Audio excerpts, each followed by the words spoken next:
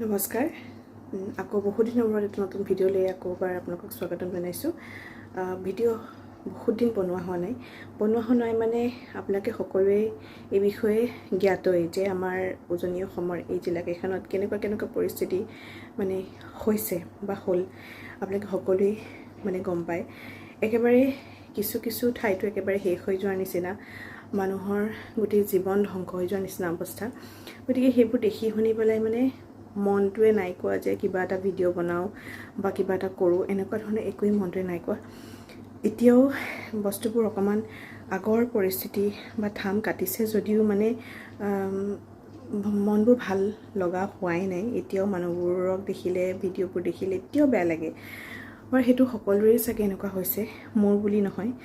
যিমান পাৰোঁ বাৰু মানুহজনে হ'লেও সহায় সাহাৰ্য আগবঢ়ালে বা মানে সেই ঠাইলৈ যাব নোৱাৰাটো কিছুমান পৰিস্থিতিৰ কাৰণে যাব নোৱাৰোঁ, কিন্তু যেনেকৈ যি পাৰোঁ সেইখিনি আমি সহযোগ কৰিলোঁ।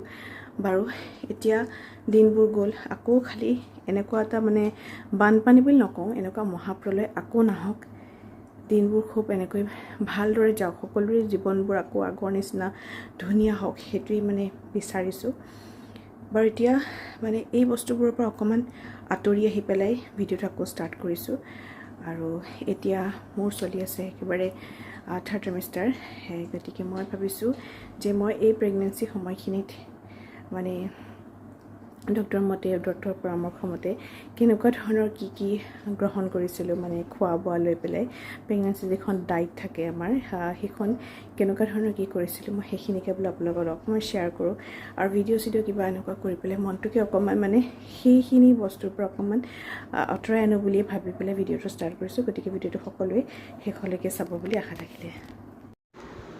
মই মৰ্ণিং ব্ৰেকফাষ্টত গৰম পানী এগিলাচৰ লগত এনেকৈ ড্ৰাই ফ্ৰুটছ লওঁ, আৰু কেতিয়াবা হয়তো ড্ৰাই ফ্ৰুটছ গোটেইখিনি নাখাওঁ, কিন্তু গৰম পানী এগিলাচ খাওঁ।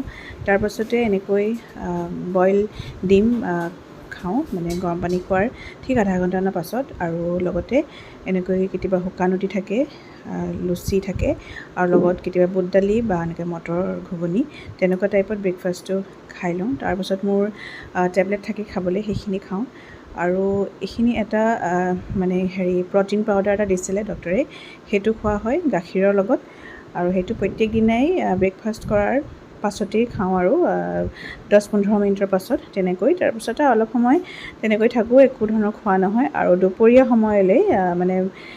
সময়লৈ খাওঁ, যিহেতু গৰম, এনেকৈ নাৰিকলৰ পানীটো খোৱা হয়, বা কেতিয়াবা এনেকৈ এয়া মৌচুমী টেঙা খাওঁ, মানে ফ্ৰুটছখিনি আৰু যিখিনি মানে পাতলীয়া ধৰণৰ তেনেকুৱা খাওঁ। এইফালে আমৰ ছিজন, যিহেতু মই গোটেই ছিজনটোৱে ধুনীয়াকৈ পাইছিলোঁ, আম খাইছিলোঁ, লগতে তৰমুজ খাইছিলোঁ, তো তেনেকুৱা ধৰণৰ। আৰু কেতিয়াবা মানে মগু, এফালে এনেকৈ আৰু এই ড্ৰাই ফ্ৰুটছৰ লগত থাকে আপেল, তেনেকৈ কেতিয়াবা ড্ৰাই ফ্ৰুটছ মৰ্ণিং খোৱা নহয়, এনেকৈ কেতিয়াবা এনেকৈ খাওঁ মগু চগুৰ লগত।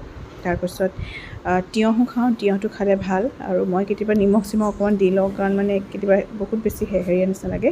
আৰু এইটো সদায় এনেকৈ খোৱা নহয়, মই বহুকেইদিনৰ ভিডিঅ' একেলগ কৰিহে দিছোঁ। প্ৰত্যেক দিনাই বেলেগ ধৰণৰ মানে ফ্ৰুটছবোৰ এনেকৈ খাই থাকোঁ। আৰু তাৰপাছত দুপৰীয়া 2-2:30 বজাত আমি এনেকৈ ভাত খাওঁ। তাতে মানে সকলোবোৰ ইনক্লুড মানে কৰি দিয়ে, এইফালে পালেং, দালি, চালাড, এইবাৰ ৰঙা মৰিচা আৰু ডিম, তেনেকৈ ধুনীয়াকৈ বনাই কৰি দিয়ে। প্ৰত্যেক দিনাই বেলেগকৈ খাওঁ। ৰঙা মৰিচাটো মই ৰাখোঁৱেই, বা ইফালে বিটৰ চালাড থাকেই, নহ'লে কাচকল, তেনেকুৱা ধৰণৰ। এইফালে দেখিছে এয়া ৰঙা মৰিচাটো খুব খোৱা হৈছিলে, আৰু কাচকল খোৱা হৈছিলে, আৰু কলডিল, এইকেইটা বস্তু খোৱা হৈছিলে। আৰু এয়া হৈছিলে আপোনাৰ ইলিচ মাছৰ এনেকৈ বনোৱা, আৰু এয়া মানে মিক্স চব্জি। আৰু এয়া দিছিলে ওচৰৰে বৰমাই দিছিলে, সেয়া তেনেকৈ খাইছিলোঁ। তাৰপাছত এয়া কলডিলৰ চব্জি আছিলে।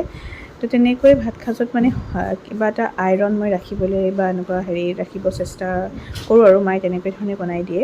আৰু সেই যে কৈছিলোঁ বৰমাই দিছিলে বুলি, এয়া এনেকৈ চব্জি আৰু ইলিচ মাছ ধুনীয়াকৈ দি পঠাইছিলে।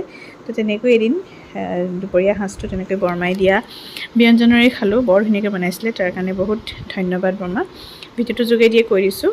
আৰু এই ভাত সাঁজ আছিলে, ধুনীয়াকৈ এয়া খাইছিলোঁ সেইদিনা দুপৰীয়া তেনেকৈ। আৰু তাৰপৰা খাই বৈ মই অকণমান ৰেষ্ট লওঁ, শুওঁ মেলোঁ। তাৰপৰা ইভিনিং একেবাৰে গধূলি 6টা 6:30মান বজাত এনেকৈ কেতিয়াবা ব্ৰেডত ডিম লেটিয়াই তেনেকৈ মানে চাহকাপ খাওঁ। আৰু লাল চাহ একাপ মই দিনটোত এবাৰেই খাওঁ। তাৰপাছত এইফালে কেতিয়াবা এনেকৈ খাওঁ। আৰু এয়াও দিছিলে ওচৰৰে বৌ এগৰাকীয়ে, নেহাবৌক থেংক ইউ। আৰু কেতিয়াবা এনেকৈ খোৱা হয় আলু টিক্কি, ফ্ৰেঞ্চ ফ্ৰাইজ, মানে ইভিনিং চাহকাপ অকণমান খোজ কিবাকিবি থাকে।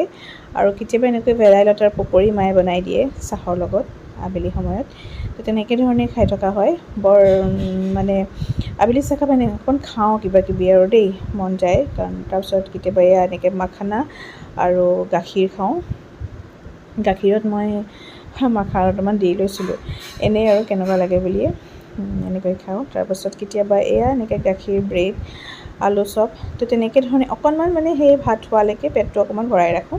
তাৰ ৰাতি মোৰ ভাত সাজত খুব চিম্পলকৈ থাকে, বৰ বিশেষ মই তেনেকৈ হেভিকৈ হেৰি নকৰোঁ। এইফালে এনেকৈ আৰু ডিমৰ দম, ভাত আৰু ৰঙা মৰিচা। কৈছোঁৱে ৰঙা মৰিচা খুব খোৱা হৈছিলে। তাৰপাছত এয়া এদিন আছিলে দেউতাৰ বাৰ্থডে', তো সেইদিনাখন ৰাতিলৈ অকণমান হেভি হৈছিলে। তো তেনেকৈ ধৰণে মিলাই মিলি খাই থকা হয়। কিন্তু প্ৰায় ৰাতি বস্তুবোৰ মানে অকণমান লাইটকৈ খাওঁ। কিন্তু পনীৰৰ চব্জি আছিলে এয়া, আৰু তেনেকৈ দালিটো থাকে, পালেং খুব খোৱা হৈছিলে। তো এনেকৈ মোৰ প্ৰেগনেঞ্চি সময়ৰ এই ডায়েটখন এনেকৈ ফ'ল' কৰিছিলোঁ আৰু এইখিনিয়ে।